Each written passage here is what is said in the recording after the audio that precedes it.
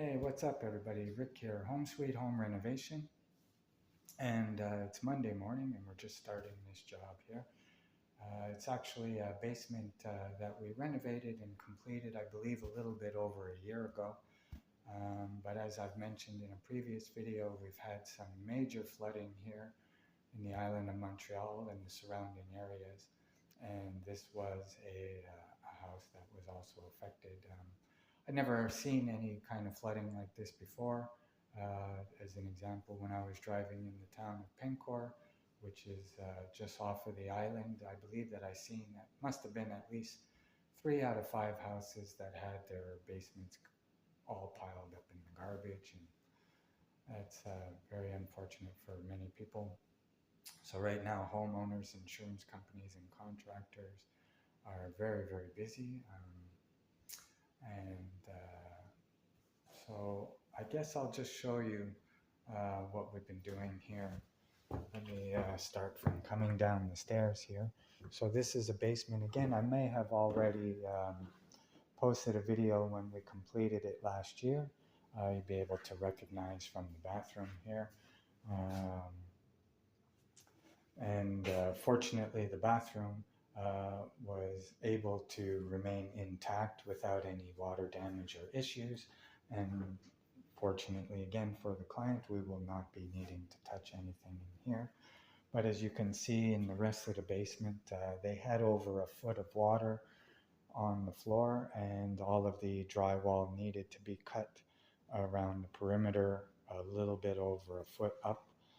And so what we're going to be doing is just putting in some new drywall, doing the plaster and paint, and have the floor reinstalled. So what I would like to discuss a little bit is the floor here. So this is a vinyl floor that the client had chosen from my recommendation. That I discussed this floor with all of my clients. Of course, it is a product that is not available at Reno Depot or Rona or Home Depot or any of those stores. This is called a drop and go loose lay vinyl floor that has no tongue and groove and does not get installed with nail or glue. They do recommend that you glue around the perimeter of the room when installing this floor. Myself, I like to just go with a double-sided carpet tape that's either made for cement or wood, depending on the job and the surface, and that does a great job. So being the advantages that they were able to choose this floor is the floor is easily able to be removed and taken outside, dried up, and when it is ready, can easily be laid back down. Now, almost all other floors, when they get installed, they have a tongue and groove system. So even if you go and buy a vinyl floor at Home Depot that gives you a 25-year warranty and is 100% waterproof as they advertised, very often if you got water on the floor, the vinyl itself will remain intact. However, once you get water in between the floor and the subfloor, unfortunately, then the floor does need to be removed and have the area dried out properly to avoid any mold or mildew issues or any problems in the future. Now, when it is a tongue and groove installation, even if your vinyl is intact from the water damage, once you disassemble a floor that is tongue and groove, it does not able to get reinstalled or will definitely give you a hard time. They do sell an engineered wood floor that gives you what they advertise as up to 3 installations, but they only guarantee 2. And again, I just prefer working with something like this. So what are the other advantages that the floor might have? As you can see, it just is a loose lay and gets just laid down on the floor. Of course, again, you would either glue or use the double-sided tape to do around the perimeter. But when it gets installed, you can see that you do not feel any joints or any bumps where they connect. So once it's all installed, it just looks like one nice floor. Uh, what could be another advantage? So here the advantage was again that they had a foot of water.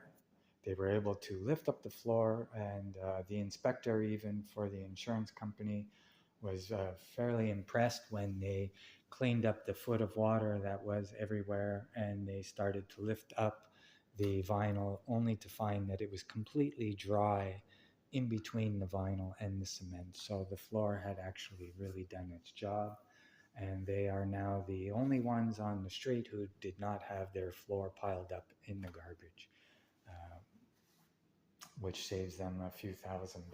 So, but also, even if you don't take into consider flooding, let's just consider that floors, whether you spend even if you were to pay top price, let's even exaggerate and say you spent $100 a square foot for your floor. First up, I would say you definitely paid too much. But even if you bought the best quality floor, you got to keep in mind and remember that it is a floor. So floors will get damaged in time, whether you drop something or pets, dogs can scratch your floors. And if your kids are playing hockey, example, in the basement, well, you're going to get a few damages. So let's just say, as an example, that you install the floor, as in this case, running in this direction like this. And then over time, somebody were to drop something in the middle of the room and create a damage. Now you need to change a panel and replace that piece.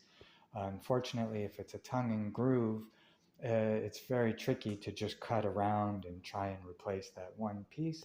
Normally, you would have to take the road less traveled and start to remove all of the rows up to that damaged area, then replace the piece, and hopefully your floor will be able to get reinstalled after you've disassembled it, which most probably it will give you a hard time. But in a situation like this, being that the floor is a drop and go, without any tongue and groove, well, if you have a damaged piece here next week, next year, in 10 years from now, it's very simple. You would not even need to bring anybody in or hire any contractors.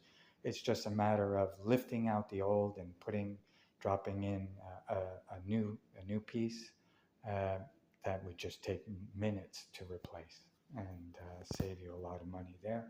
This is a floor that I would say that once you purchase something like this, you are literally not ever needing to change your floor or replace it for a long, long time to come. So this floor also comes in multiple choices and colors.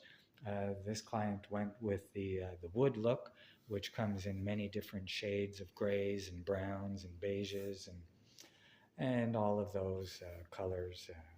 So many choices to choose from. And again, they also have, this is the wood style, but they also sell the same product as a ceramic style that looks like a 12 by 24 fake marble tile. And they all get installed the same way. So where the advantage is on that is if you were to install the ceramic style in a kitchen or bathroom, and you would like to have the room next to it with a wood style, they all join up the same, which would then eliminate needs for transitions here. Okay, but here we put a transition because we have a ceramic floor in this bathroom. Ceramic that looks like wood. You know, everybody wants ceramic to look like wood, and wood to look like ceramic, and vinyl to look like wood. And anyway, this is the job anyhow. So this is where we're at, and I guess that we're just going to get to it now because we've got a lot of work ahead of us, and a lot of clients waiting for us to get to start their jobs as well. So in this video, in this particular project, I probably won't be making many. Oh God, my hair! Right? won't be making many follow-up videos, but I will make a video at the end just to show everybody what it looks like at the end. And I hope everybody's having a great day, and I'll see everybody in the next one.